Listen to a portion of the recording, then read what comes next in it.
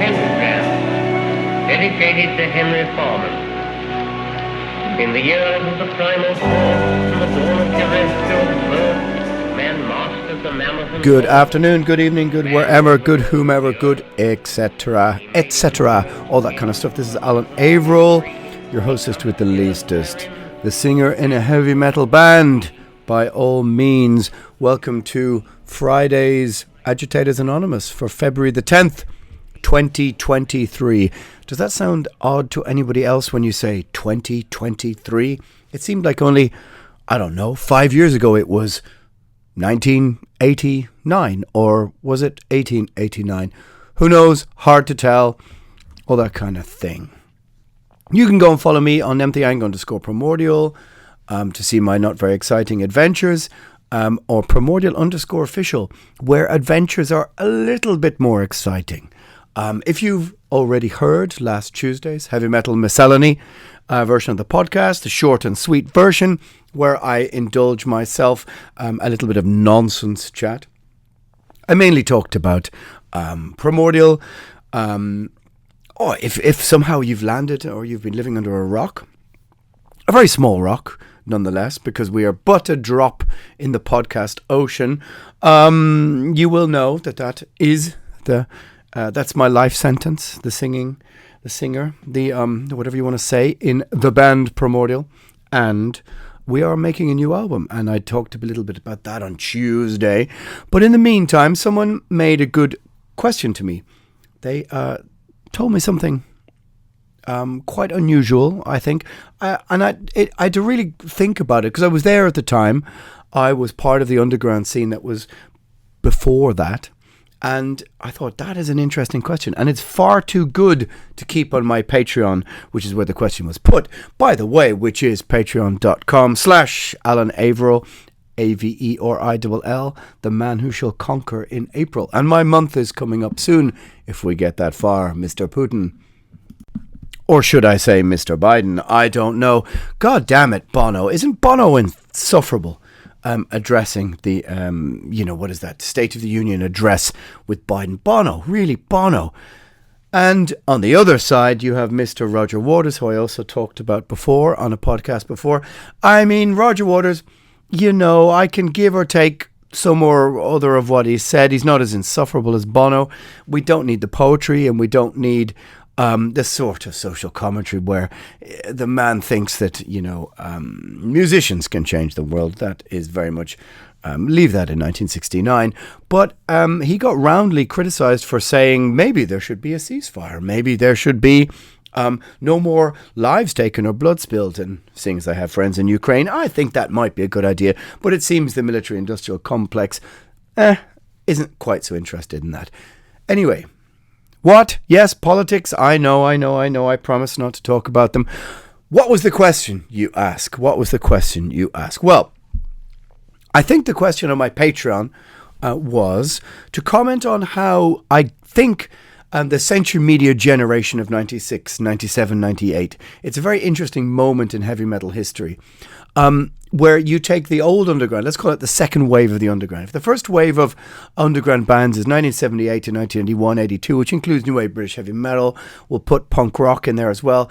Not the kind of 1977 version, but the 7 inches, the gritty shit. Although, the new wave of British heavy metal underground version is substantially larger, has far more 7 inches and demos to its name. Not really the point.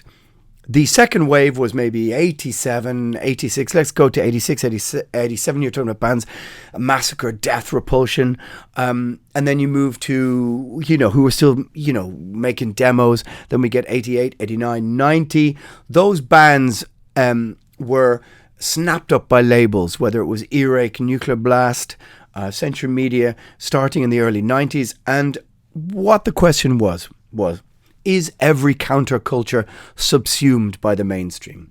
Now, to preface this, we must say that Nuclear Blast, Century Media, those big, huge metal labels, who I'll go on to talk about a bit, have all been bought by major labels. They're all the property of,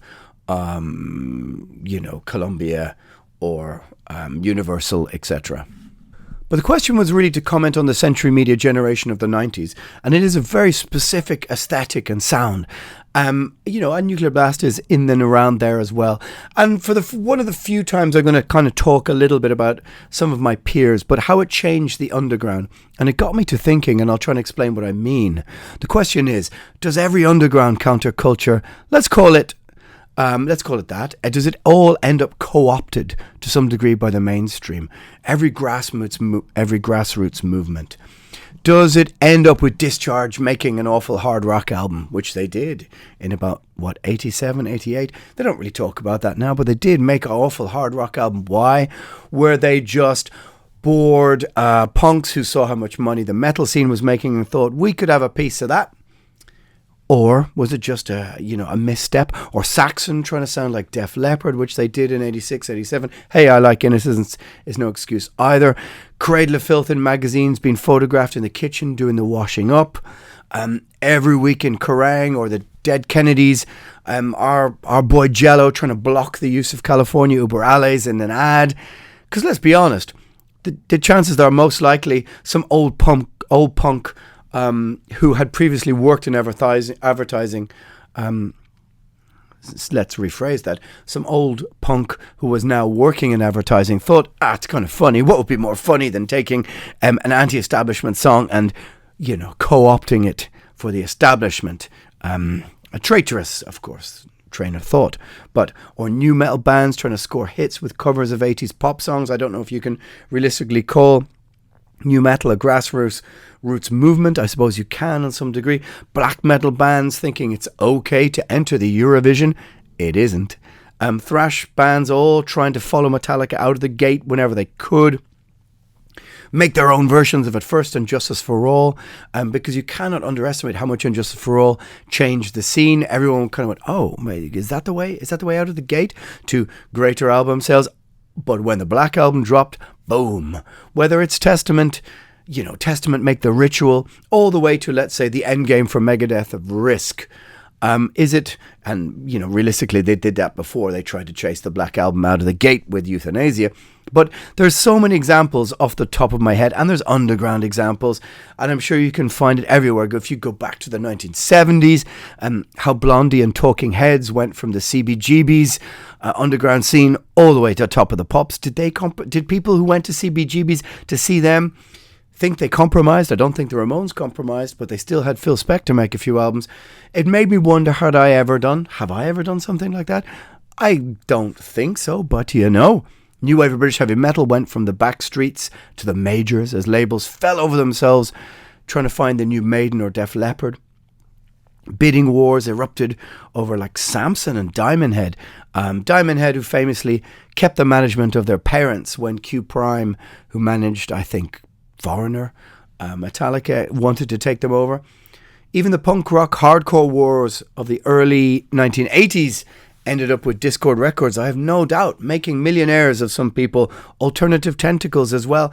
I don't know. Did they make millionaires of some people? I kind of have a feeling they did. Whatever anyone wants to say about the Sex Pistols, I think they're a boy band formed out of a fashion shop in Soho. Yeah. You may disagree, that's okay. But they were sculpted carefully and cleverly by Malcolm McLaren and Vivienne Westwood. And there's no doubt he wanted to create something huge. I just recently read a book about Factory Records, where Joy Division and all that kind of thing came from. Joy Division, the whole Manchester scene, very interesting, very fascinating. But didn't it somehow end up in Blue Monday being one of the biggest selling singles of all time for New Order? And where did the money go? The fallout from that still seems, after all these years, to have people at each other's throats. But is that where every countercultural movement ends up? Where something ends up breaking the bank and people go, oh, dollar signs. And almost every countercultural scene becomes co-opted. Speaking of Discord Records, I see that Fugazi are playing again. Is that correct? Could that be true? I saw Fugazi in 1992 in Dublin, and women dressed as nuns were handing out condoms to the crowd. Quite an edgy move in the early 90s, I can tell you. I think it was £4.50 in. I could recommend maybe Repeater by Fugazi if you don't know what I'm talking about.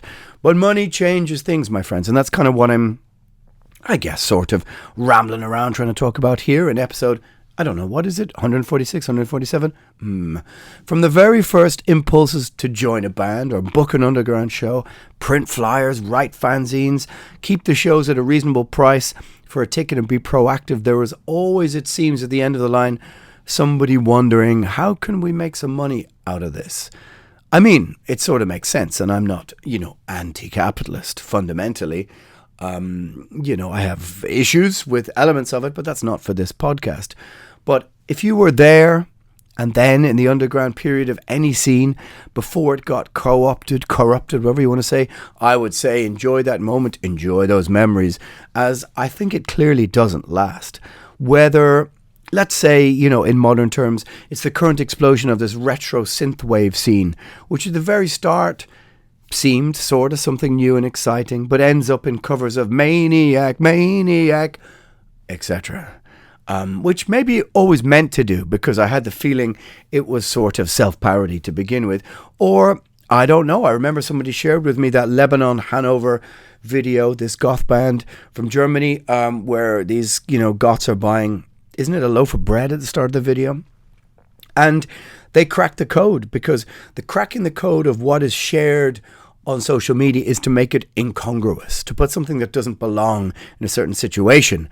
And people go, oh, that's weird. Look at those goths buying some bread. Hey, you used to be a goth. Look at this, etc., etc. I always said that if I made a video for a Primordial song, which was just literally me putting on all my stage gear and just walking down the road outside, which is nightclub kicking out. It's full of nightclubs, a nightclub kicking out time, which is full of normal people pissed, and just walk down the road with all my stuff on and film people reacting to me, this would get lots of views. Not me trying to do something artistic. Place something in a situation that it should not be, and people will share it. Which, says a lot about artistic intention or integrity. But my point was, I remember getting shared that Lebanon Hanover video where they were buying loaves of bread in some small little shop, and Sadness is Rebellion, and it had like 8,000 views. Go and look at that. Lebanon Hanover. I think the song is called Sadness is Rebellion. It must be at 10 million views. But these, this was a kind of explosion in small terms. Now, nothing compared to the 70s and 80s kind of bands, but these, in the grand scheme of things, are the sort of small. Of course, they're small compared to the moves in the 70s and 80s, where millions of physical sales were involved behind certain bands who broke through. But can we say the 70s bands, before punk, and I say that with a little pinch of salt, really wanted to stay hidden and underground and principled? What were those undergrounds? I'm not so sure, but at least I certainly know about the one in the late 80s. But let's go back in time a little bit, my friends. I remember talking to an old Dublin band. Maybe it must be back in late 91. It could even be 1992. And I think, if my memory serves, they were called Painted Horse. Painted Horse. Terrible name for a band. But however, they were all sunglasses at night, fancy gear. I mean, look, anybody who had any gear compared to us, we thought was fancy. But, lots of guitar solos, lots of onstage posturing, onstage Jim Morrison style posturing. Or could it have been the band Dream Creeper? I'm not sure. If you're from Dublin and you're from the scene in the late 80s, you probably know both of those names, and you know exactly what I'm going to say. But when you spoke to them, they were all about trying to get major labels, the Irish, let's say, division of Universal Records or Island Records, down to see them and get signed. It was like this U2 model of success. Oh, Bono. Yep, this U2 model of success handed down to them by the Irish music industry, because this is what you did. And I remember standing, true enough, admiring, or maybe it was coveting, their gear, which is, let's... Before we continue, let's acknowledge that thou shalt not covet thy neighbour's gear. The singer of said band, with his sunglasses on in the pub in some shitty bar. Well, I mean, I've added that detail. I'm not sure it was entirely true. But he was never going to listen to the likes of me. I mean, who would? But, well, you are, I mean, to some degree. But by 91, maybe it's a hate listen, I don't know. But by 91, the writing was on the wall for that kind of band. They were sort of power thrash, sort of, I'm not even sure of heavy metal, whatever. The writing was on the wall. Death metal, the underground had come along and was just going to clump all that stuff into the ground. And all the Irish bands who made anything of themselves came from our generation, the next generation, the underground tape trading generation. But I remember saying to that guy, like, well, we just want to make a demo. We just want to, get it out there, tape trade it. And he just looked at me with 10 heads like tape trading, what the hell is that? Because their model of how they were going to achieve success was going to be get the exec from Island Records down to the show and, he's going to hear our tunes and we're going to get signed to a development deal and all of a sudden we're going to be, I don't know, sent to some big studio in London. And it just seemed to be such a huge disconnect from the likes of us who were tape trading, making fanzines. And there was only about 4 or 5 years between us. But those were the difference between being involved in the underground scene in 88, 89, 90 and the heavy metal scene in 83, 84, 85, where small bands saw, they tried to think of how can we be the next huge band, not how we can build from the ground up and create our own scene around us. Yet, there I was 4 years later in 1995, and 4 years is a long time when you're a teenager, but 4 years later in 1995 on the phone to someone from Nuclear Blast Records. Primordial had made our debut album in Rama, and I had sent it out to a few other labels. We'd never really, we didn't really understand contracts. I remember from Rama we did no press. We didn't really understand that we should have been interviewed or anything like this. I still have no clue about how many copies the album sells. We never made any money from it. Should we have made it? I have no clue. I have no idea about any of it. But we didn't really consider that the contract that we signed was really worth what probably it was worth. But I sent the album to Nuclear Blast Records and I got a phone call. My mother said, there's somebody from Nuclear Blast Records on the phone. Wow. And I don't know who the person was, but they told me we have 3 bands in mind to sign. And those 3 bands were Gorgoroth, Dissection and Primordial.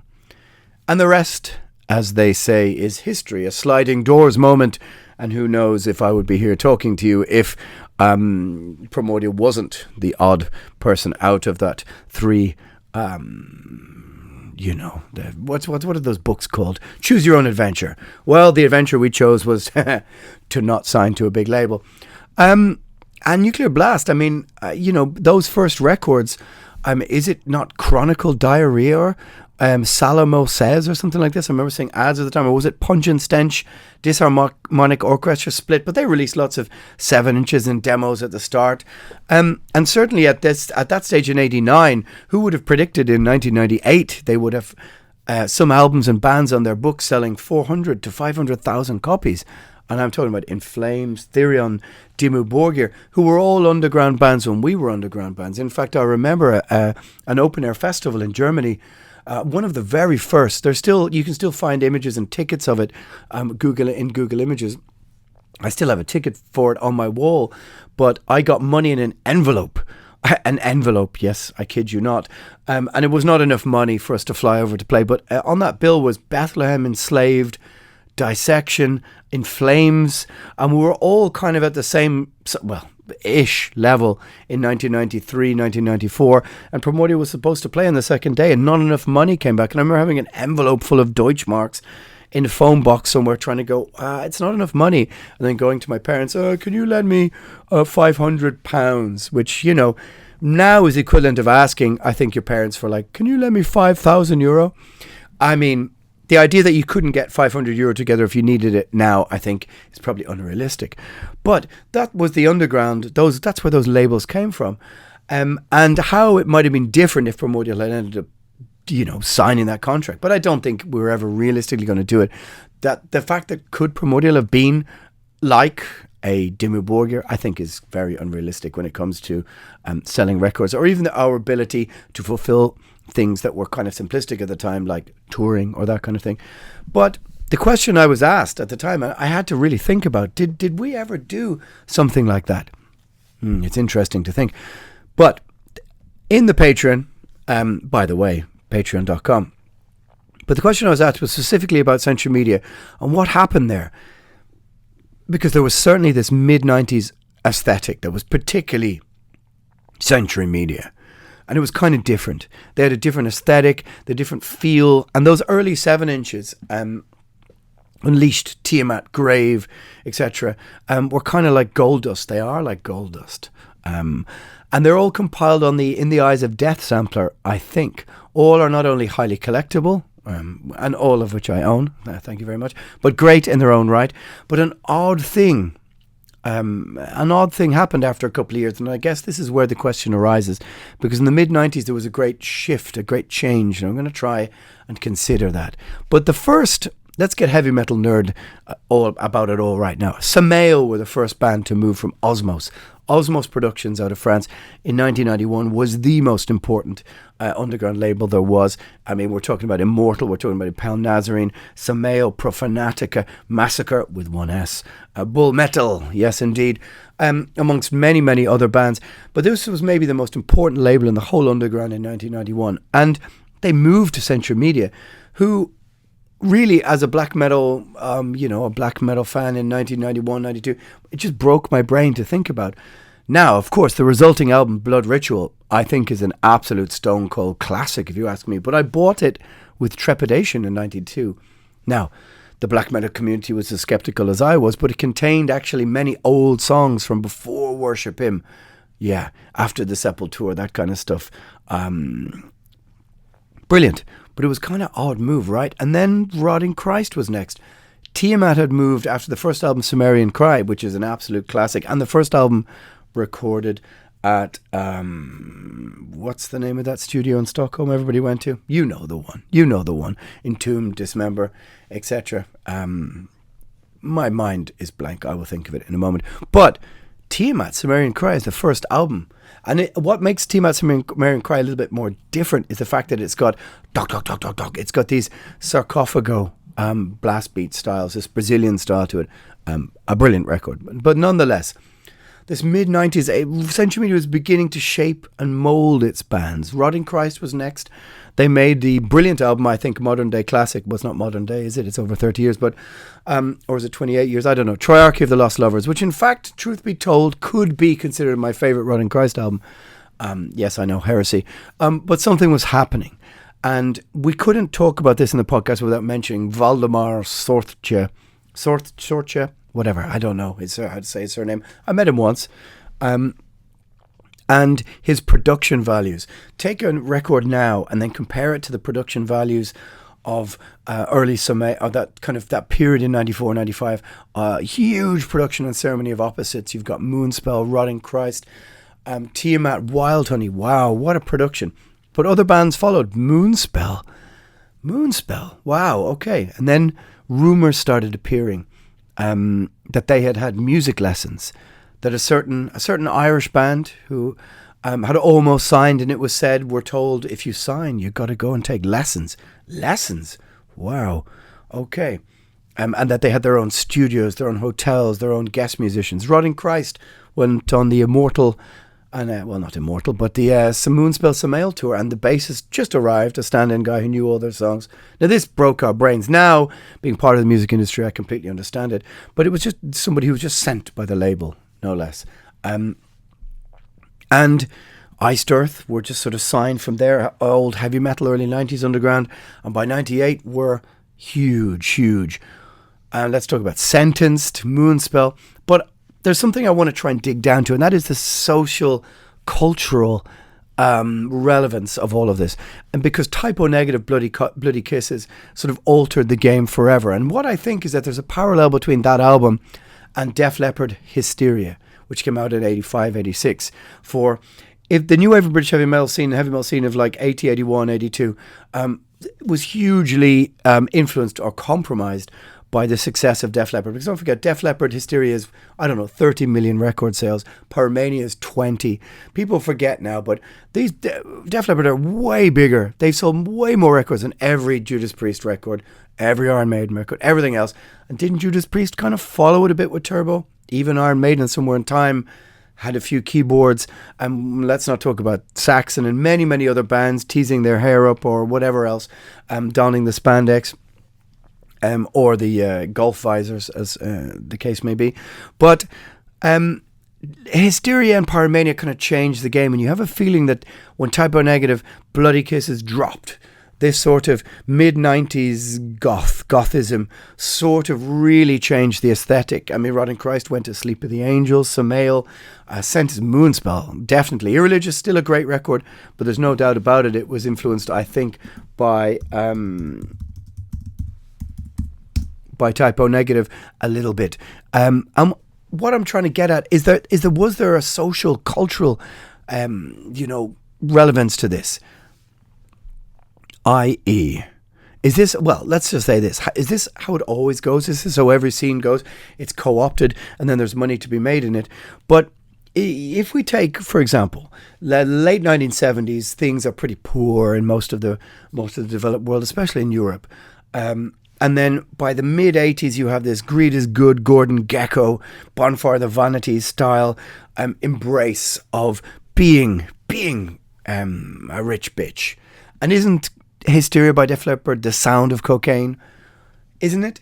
And if you think about bands like Creator, maybe, in Night Terrible, certainly, whatever, is the sound of the Ruhr Industrial Valley.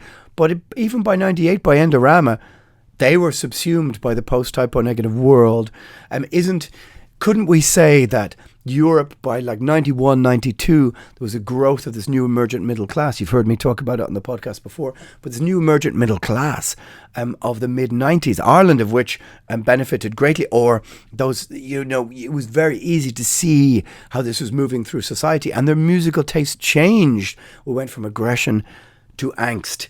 There was lots of movies in the mid-90s that sort of tied into all of this.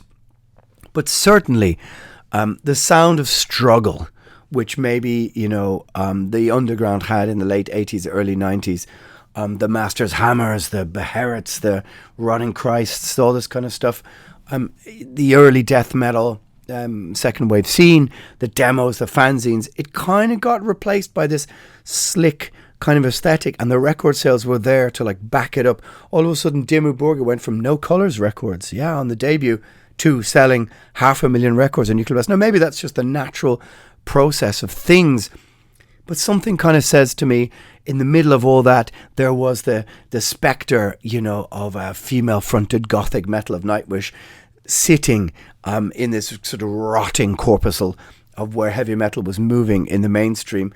It's the sound of comfortable living. And that was the sound of the mid-90s as we moved to this new emergent middle class, just like maybe the sound of 1980, the sound of new wave of British heavy metal, north of England, working class, poverty, struggle, whatever you want to call it, adversity, gave way fundamentally to Photograph or whatever, or Def Leppard.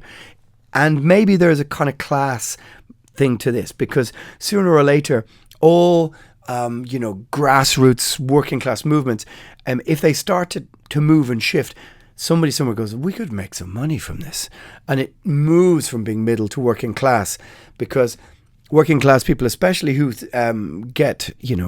latch onto a trend and go, this is a roots thing. We have a singer in Ireland, a guy called Damien Dempsey. I actually went to school a year underneath him. He is exactly what he says. He sings about Irish working class, sort of, songs about struggle and songs about class and that kind of thing. Not to my tastes, but a genuine dude. His fans, I'm not so sure if they really relate exactly to the class issues, because I think there's an element of trend within liking him from the middle class, because it's, it's kind of like something that connects us to a way Dublin used to be, or a romantic vision of the past. I don't know. What am I talking about? Maybe I shouldn't have mentioned him. But my point is, we go from aggression to angst, working class to middle class. Is the consummation of the underground scene of 88 to 92, the heavy metal, the underground death metal, kind of whatever you want to say, black metal scene, it inevitably led to the move by the big labels of the time to try and just get involved, and it kind of destroyed and dissolved that second wave scene until the third wave scene came back along where bands like Watain or The Devil's Blood or whoever else, or Niflheim or something, were the answer to where the bloated carcass of heavy metal had drifted in 96 or 97 or 98. And I'd sometimes wonder, is there a class principle to it? I'm not so sure. That's kind of what I'm rambling about. But metal moved, and does this major label principle have anything to do with that? Did it help it? Did it begin it? But certainly capitalized on it. But certainly the post-typo negative world was a much more streamlined, gothic kind of feeling to all of those 95, 96, 97 moves. Everything became very slick, very professional. You look at Sentence Down, like I said, Moonspell, Irreligious, even Rotting Christ with, like I said, with Sleep of the Angels, Samael, and there's a ton of other bands. Let me have a look at my list. Well, look, Lacuna Coil, whatever else. You know the names. And it sort of made me want The Gathering, just off the top of my head. Well, all of this is off the top of my head. But it was a very slick, very professional, very kind of anesthetized version of an underground scene. And it made me wonder, is this kind of what happens to every scene? But is it happening to any metal scene or rock scene at the moment? And that's what we were arguing about earlier on. I was in my friend's record shop. By the way, Sentinel Records is in Temple Bar in Dublin. It's underneath the barber shop on the corner down from the Foggy Jew, in case you're visiting Dublin and want to go to an actual record shop with lots of cool vinyl in it, just to give a shout out to the shop. But we were discussing this, and what we were discussing was all of those things. Okay, let's take new wave British heavy metal, punk rock, late 70s. By mid-80s, it's been sort of chewed in, spat out. The Ravens, the Saxons are making records inspired by producers, Savatage, Riot, whatever else. It happened to the second wave of black metal. It happened again in the late, 2008, 2009, 2010s. But is there some metal scene right now that record execs somewhere going, oh, this is what we need to capitalize on it? Is it versions of guitar playthrough, polyphia? I don't know. Is it all the tech kind of stuff? Where is the new heavy metal scene that major labels are trying to capitalize on? Now, somebody said to me, oh, it's Turnstile. Okay, there's a name that I hadn't heard before and I had to go and look up. And I went, okay, I get it. Yeah, a couple of thousand people showing up to see them. I don't know. Is a band like that going to break through into something bigger? Or do we have a complete monopoly by just, hip-hop, rap, and just sort of like pop music? Is there a metal thing that's trying to break through in the mainstream? Or is everything exhausted, even within the self-contained confines of the metal scene? All of those labels I've been discussing, by the way, as I said, have been bought by major labels. The Nuclear Blast, Essential Medias, the Spine Farms, they're all bought and owned by much, much bigger old legacy labels. And you're just trying to think, what we were trying to think and what we were trying to argue about was, well, what's the new thing that they're trying to capitalize on? Difficult to think about, isn't it? I mean, there was also an interesting moment, I think in about 93, 92, 93, 94, and somebody made an awful lot of money over this, but when Carcass, Napalm Death, Morbid Angel, Cathedral especially, they all got signed to major labels. And this is where you get, Covenant was on a major label, and you get the incredible videos for Rapture and God of Emptiness and all that. Cathedral also as well, Carcass, which I think is where we end up with the underrated, to be honest with you, Swan Song album that is really worth a rediscovery, because at the time people found it disappointing. But I think now in the fullness of time, people can recognize it's a strong record. Anyway, that's not really my point. But all those bands moved on to major labels and subsequently ended up being dropped after one or two albums later. I'm sure they hit 150, 250, 300,000 sales. Maybe Covenant did 250. But ultimately they were all sucked in and then sort of spat out by major labels by not managing to sell enough. And I was talking about this with my good friend, Mr. Paul Kearns, who used to be in the band Arcane Sun, old Irish band, Mr. Stato Man. And we're talking about what were the biggest selling extreme metal albums of all time. And now we settled on The End Complete, which I heard is at about 500,000. There's a few Cradle of Filth, a few Dimmu Borgir albums at 400 to 450,000, I think. But by and large, the extreme metal scene doesn't have many albums even over 250,000. And you think of that in the grand scheme of things. Now, what's the biggest Slayer album? I imagine it's Seasons in the Abyss. I think it's probably sitting at about 2.5 million. Megadeth, I think, have sold more records than Slayer. I think the biggest record is Down to Extinction. 3.5. Now I'm going to get shot down in the comments. People going, no, it's at 2.7 according to Nielsen SoundScan or whatever.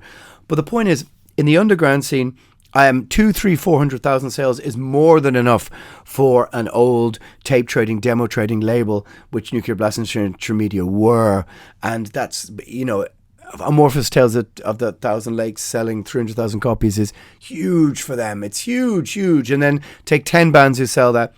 But for a major label, we're putting in lots of money at the time. This is not enough because they came from a metal scene where the thrash metal bands of the early to mid 80s, ended up selling 1, 2, 3 million. And we're talking now the Metallicas of this world and the Just Unders. And you could see they were trying to break it as well. And then those bands kind of got spat out and sort of dumped after a few experiments in the mid to late 90s and had to go back to the labels that they were on before, or they just split up because the whole experience just sucked the life out of them. Hence, Carcass, I think, are a good example of that. And it just kind of shows you that maybe you need to just stay in the confines of let's say, be a medium-sized fish in a medium-sized pond. Don't be the little fish in the huge pond, because maybe extreme metal just wasn't meant for that. But certainly there was an incredible amount of crafting that went on. That Century Media mid-90s sort of image, the production values, the Woodhouse Studios, Sunlight Studios, my friends. Yes, of course, I knew I would get there. That was the Stockholm version. Brilliant studios, of course. But it is very interesting, and maybe I'll do a complete nerd out on this of the top 10, top 20 selling extreme metal albums of all time. But there are very few, if any, that are over 500,000 copies, and I include. I'm not going to include Slayer or Venom or Megadeth or in that count. But in our, let's say, I suppose what I'm talking about is the underground scene that I was once part of. Plenty of 50s and 100s and 150s, but once you hit 200, 250, very few. But the point was, what happened to all that generation of bands? Were they influenced by the process around them, influenced by the label, crafted by the label? Certainly I had conversations with Sakis from Rotting Christ in the early 2000s where he said, I made a mistake, a big mistake on Sleep of the Angels. And I think he felt that the sound had been manipulated by producers, by the label, and the logo was taken off the album. It was the first time I ever heard of things like, you won't see the artwork until you see the record in the shop. That kind of stuff. And I was like, wow, that really happens. Of course, those are major label things from the 80s. Plenty of bands, I'm sure UFO didn't see their album covers until they saw it in the rack, and went, what's wrong with being sexy or whatever. And when they saw the cover of Force It, and which you should go back and have a look at if you don't know. I think it's by Hypnosis, which is the Pink Floyd people. Is it? I don't know. Whatever. Could be. But all these kind of major label things that we didn't understand. We're, 20, 25 years ago, like, wow, you didn't see your own album cover until you saw it in the racks. Wow, Dead Poem, Sleep of the Angels. And you didn't know they were doing this and that and the other. And then you realize that the things were being carefully crafted.